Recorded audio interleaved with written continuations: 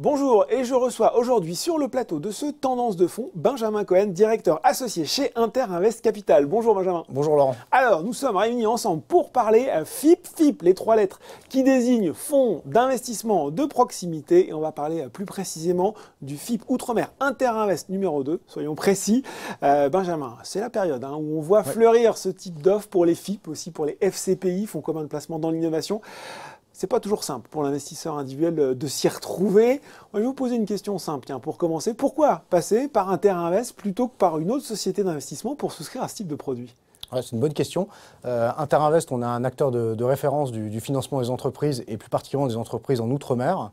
On est un groupe qui a une trentaine d'années d'existence. On a financé plus de 19 000 entreprises et on est présent à la fois à Paris et dans tous les DOM et dans tous les COM avec nos 9 agences. Donc plus de la moitié des collaborateurs du groupe Interinvest sont au contact des entrepreneurs en Outre-mer. Ouais, donc il y a une véritable compétence. Il y a des gens sur place chez Interinvest pour sonder, pour prendre le pouls de ce tissu économique. Absolument, et pour accompagner les dirigeants dans leurs problématiques de croissance et de développement. Bon, donc une vraie compétence, une vraie expérience sur le tissu économique ultramarin. Si on en vient maintenant à ce FIP, FIP Outre-mer Interinvest numéro 2, est-ce que vous pouvez donner déjà les grandes caractéristiques de ce produit en général et de votre FIP en particulier? Oui, bien sûr. Donc un FIP, c'est un fonds d'investissement qui donne en échange d'un investissement accès à des parts de fonds, donc à l'espérance d'un rendement, et à une réduction d'impôt, parce que c'est des fonds qui sont régulés par le Code général des impôts. Et c'est souvent l'attrait qui est retenu par les investisseurs. Et ça peut être un des attraits, en effet. Il faut dire que ce n'est pas le seul, mais c'en est un. Absolument.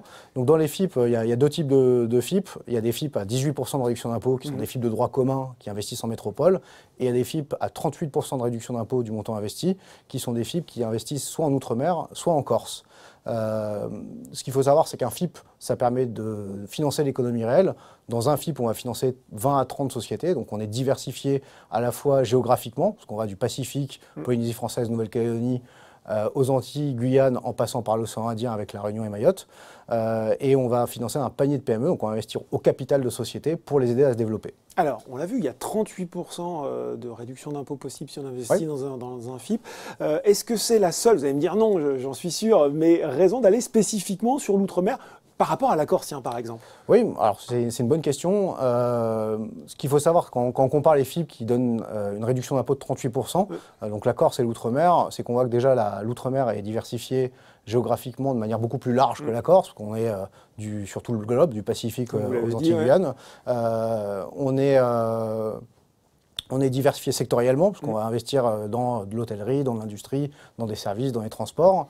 Et quand on compare un peu la Corse à l'outre-mer, au-delà de la diversité géographique et sectorielle, on se rend compte que c'est un tissu économique et démographique 6 à 8 fois plus important que la Corse, donc avec autant de sociétés, autant de PME qui doivent se développer à la fois sur leur territoire et dans l'interrégionalité. Et d'autant plus d'opportunités. Donc, tiens, justement, on est passé du global, du théorique. Concrètement, est-ce que vous pouvez nous donner un exemple de société dans laquelle vous investissez? Oui, bien sûr.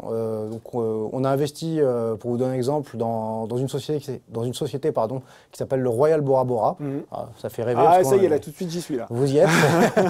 Donc c'est un hôtel, 3 étoiles, grand tourisme, qui est à Bora Bora, qui est positionné sur du milieu de gamme. Il faut savoir qu'en Polynésie française, il y a soit du très haut de gamme, soit de l'entrée de gamme. Et le fait d'être en 3 étoiles, ça permet de capter un marché qui est très dynamique, plus de 6% de croissance par an sur les 5 dernières années, le marché du tourisme à Bora Bora. Et on a investi aux côtés des dirigeants, qui sont le groupe Royal Polynesia, qui opère et exploite 4 hôtels en Polynésie française, pour leur permettre de racheter ce qui était l'ancien Novotel au bord de la plage, de le rénover et de le rouvrir. L'ouverture a eu lieu en septembre dernier. Et puis le taux de remplissage est déjà très élevé parce qu'on arrive sur la haute saison là, en Polynésie française. Bon, voilà, ça c'est un exemple concret d'investissement et d'investissement qui marche, disons-le. Pour les gens qui nous regardent, qui sont déjà un peu en train de rêver à Bora Bora, en tout cas qui seraient convaincus, quelles sont les 2-3 informations qu'il faut rappeler avant de souscrire à ce FIP Outre-mer Interinvest numéro 2? Je pense qu'il y a 3 points qui sont importants. Le premier, c'est qu'un FIP permet d'investir dans un panier diversifié de PME et de financer l'économie réelle, des sociétés, des PME non cotées qui sont en développement. Donc ça, c'est le premier point, avec une espérance de rendement. Donc, si elles se développent comme on envisage. Le deuxième point, qui est la carotte fiscale, qui est la réduction de 38% d'impôt du montant investi, est très important. Et chez Interinvest, comme Boursorama, on est 100% digital. Et donc, les investisseurs peuvent, depuis leur canapé, souscrire et avoir accès à leur investissement, à tous les reportings depuis leur PC. Et ils peuvent tout télécharger, les pièces et tout. Absolument, 100% digital. Ça, c'est super. Merci beaucoup. Voilà, vous savez tout. Merci Benjamin Cohen, directeur associé chez Interinvest Capital, d'avoir été avec nous aujourd'hui. Merci beaucoup, Laurent. Ce Tendance de fond est désormais terminé. À très bientôt pour un prochain numéro.